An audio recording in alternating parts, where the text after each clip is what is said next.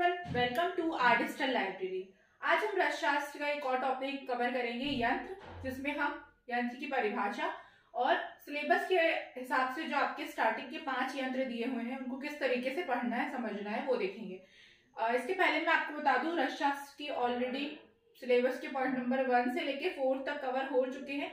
Playlist में link available है, description box में आपको मैं प्रोवाइड करवा दूंगी। साथ ही साथ फर्स्ट ईयर और सेकंड ईयर की सब्जेक्ट वाइज प्लेलिस्ट बनी हुई है, तो जितने भी इंपॉर्टेंट टॉपिक हैं वो ऑलरेडी कवर हो चुके हैं, तो आप वहां से देख सकते हैं। और जो भी आपको समझ में ना आए, जो भी डाउट हो, आप हमसे कमेंट में पूछ सकते हैं। आज हम देखते हैं यंत्र।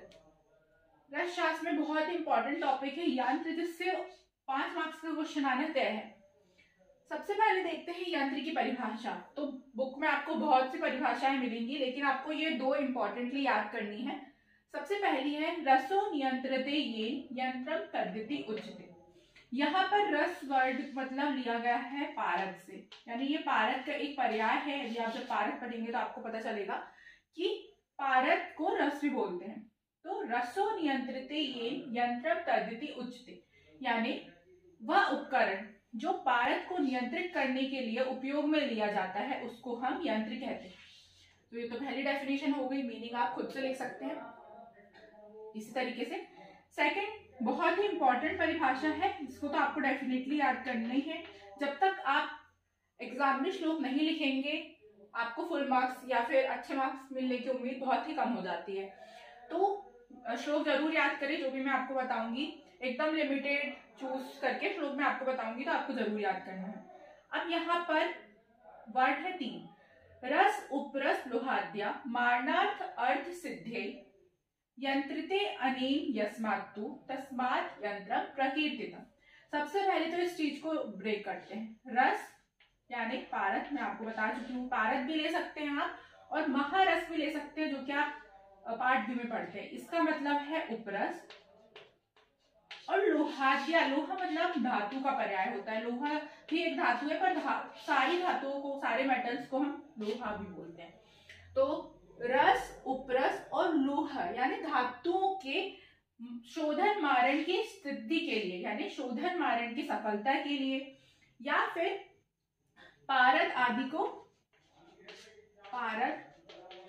को गिरने उड़ने से बचाने के लिए, ये भी आप लिख सकते हैं। सबसे पहले रस उपरस और धातुओं के शोधन मारण की सिद्धि के लिए या सफलता के लिए, और पारद आदि को गिरने उड़ने से बचाने के लिए जो भी उपकरण यूज में लिया जाता है उसको हम यंत्र कहते हैं।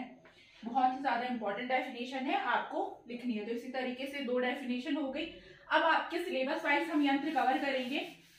यंत्र को पढ़ने का बहुत ही आसान तरीका ये होता है, यदि आप रटते बैठेंगे तो आप बहुत ज्यादा कंफ्यूजन क्रिएट हो जाता है वहाँ एग्जाम में कि कौन सा वाला यंत्र पूछा है, क्योंकि ऑलमोस्ट सारे सेम लगते हैं। तो डायग्राम से आपको समझना है। फर्स्ट मैं जिस तरीके से बोलूंगी आपको उस तरीके से नोट करना है, और हम यहाँ पे सिर्फ डायग्राम बनाएंगे। पहला है दोला यंत्र, सिलेबस वाइज हम कवर कर रहे हैं। तो दोला यंत्र क्या होता है? पेंडुलम लाइक, इसको हम बोल सकते हैं पेंडुलम लाइक, पेंडुलम। ठीक है। सबसे पहले आपको पहला पॉइंट ये होता है, आपको एक मिट्टी की हांडी लेनी है। हांडी यानी होता है मिट्टी का मटका। पहला पॉइंट आपको जिस तरीके से मैं बोल रही हूँ इसी तरीके से पॉइंट वाइज ही एग्जाम में लिखना है और डायग्राम बनाना है। अब ये हांडी ले ली हमने। अब इसके गले में दोनों तरफ हम एक छिद्र करते हैं, यानी इसके दोनों साइड पे एक छेद करेंगे। फिर इस जो छेद है इससे एक लकड़ी को प्रविष्ट करवाया जाता है, यानी ये आर पार निकल जाए लकड़ी। ये आपके 3 पॉइंट हो गए। सबसे पहले एक मिट्टी की हांडी लेनी है, उसके गले में दोनों तरफ आपको छिद्र करना है और एक लकड़ी, मजबूत सी लकड़ी उसमें प्रविष्ट करवानी है। अब नेक्स्ट पॉइंट क्या आएगा कि हांडी का आधा भाग आपको द्रव से यानी लिक्विड से भर देना है। ये आपने लिक्विड से आधा भाग भर दिया। देन नेक्स्ट पॉइंट आता है कि लकड़ी के बीचों बीच एक कपड़े से बनी पोटली को लटका देते। इतना लटकाना है कि ये एकदम तल भाग को टच ना करे, थोड़ा सा ऊपर रहे। ठीक है। इस मिट्टी की पोटली में आपकी जो भी द्रव का आपको शोधन वगैरह करना है वो द्रव्य भरे हुए होते हैं। यानी टोटल हमने क्या किए, एक मिट्टी की हांडी लेनी है, उसके गले में दोनों तरफ छेद करना है और एक लकड़ी को प्रविष्ट करवाना है। देन जो घड़ा है उसमें द्रव को आधा भाग भर देना है और लकड़ी के बीचों बीच पारद या किसी भी जो भी द्रव्य की आपको स्वेदन करना है उसको कपड़े में बांधकर और धागे की मदद से लटका लेना। इतना लटकाना है कि तल भाग को टच ना करे। देन अब कुछ नहीं करना, इसको आपको किसी भी चीज से ढक देना है और यहाँ पर अग्नि से, मंद अग्नि में आपको इसको पाक करना है। तो एग्जाम में लिखने का तरीका ये होता है कि पहले आपको लिखना है इसकी विधि। तो इस जितने भी पॉइंट मैंने आपको बोली आपको ऐसे पॉइंट वाइज करके लिखने होते हैं। सेकंड आता है इसका डायग्राम जो कि हमने बनाए। फर्स्ट पॉइंट विधि, सेकंड आता है डायग्राम। देन थर्ड पॉइंट आता है यूजेस, यानी किस चीज में आप इसका उपयोग करते हैं। तो दोला यंत्र का उपयोग हम करते हैं। फर्स्ट पॉइंट आपको लिखना होगा स्वेदन, यानी विभिन्न द्रव्यों का स्वेदन, यही लिख सकते हैं आप, स्वेदन विभिन्न द्रव्यों का।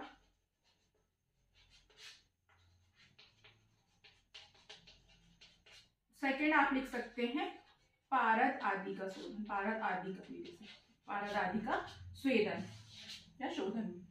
तो फर्स्ट था हमारा दोला यंत्र, बहुत ही आसान था। तो इसको आप स्क्रीनशॉट ले लीजिए। अब यदि आप बुक से पढ़ेंगे तो आपको बहुत अच्छे से कवर हो जाएगा टॉपिक। देन नेक्स्ट हमारा यंत्र होता है डमरू यंत्र। डमरू यंत्र यानी नाम से पता चल रहा है कि आकृति कुछ डमरू के समान होगी। तो इसको किस तरीके से बनाना है वो आपको देखना है, बाकी आप विधि और उपयोग तो आपको याद करने ही पड़ेंगे। सेकेंड होता है डमरू यंत्र।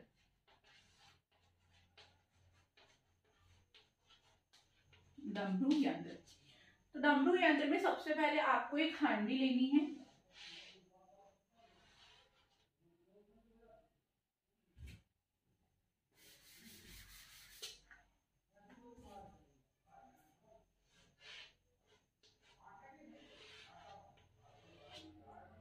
इस हांडी के ऊपर आपको एक और हांडी लेनी है, उल्टी उल्टी रखना है इसको, ऐसे कि एक का मुख दूसरे के मुख पे आ जाए। तो इस तरीके से कुछ इसका स्ट्रक्चर बनेगा।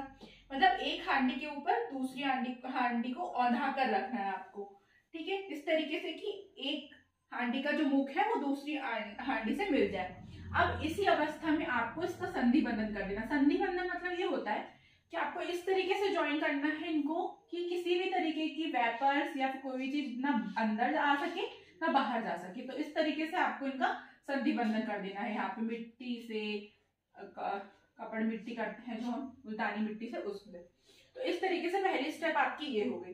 नेक्स्ट स्टेप होती है कि नीचे वाली जो होती है हांडी उसमें आपको जो भी द्रव्य है जिसको आपको स्वेदन करना है उसको भर देते हैं हम। इसमें द्रव्य होते हैं मर्दित द्रव्य, मर्दित द्रव्य हो गए। अब ऊपर वाली हांडी में हम क्या करते हैं, यानी यहाँ पर या मर्दित द्रव्य या फिर पारद ये सब रखा जाता है। अब ऊपर वाली हांडी पे यहाँ पर हम ठंडक के लिए, क्योंकि एकदम अग्नि वाली चीज हो गई, यहाँ से हम अग्नि प्रोवाइड करेंगे। तो ठंडक के लिए आप यहाँ पर एक आलबाल बनाते हैं। आलबाल मतलब ऐसा छोटा सा पॉइंट बनाएंगे या फिर गीला कपड़ा करके रखा जाता है ताकि ठंडक बनी रहे, या फिर इसको हम बुक में आपको आलबाल के नाम से दिया होगा। तो 3 पॉइंट हो गए टोटल कि 2 बराबर साइज की आपको हांडी लेनी है।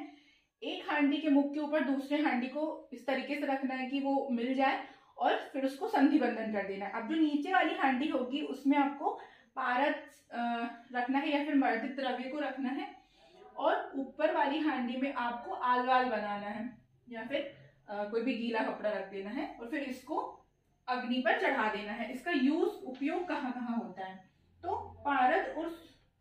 पारद या सोमन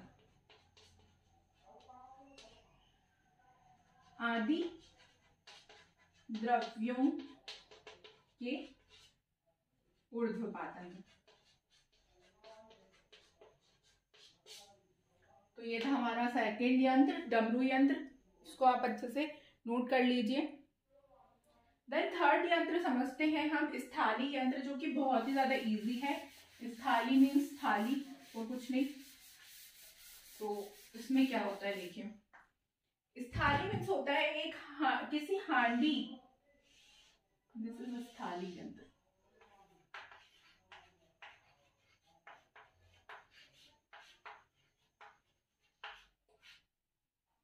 किसी हांडी में औषधियों से मर्दित ताम्र आदि धातुओं को रखा जाता है। औषधियों से मर्दित यानी औषधियों से मर्दित ताम्र धातु, औषधियां भी होंगी उसमें प्लस ताम्र धातु भी होगी। इसको इस तरीके से रख दिया जाता है। आप कढ़ाई भी समझ सकते हैं, बहुत ही सिंपल यंत्र है।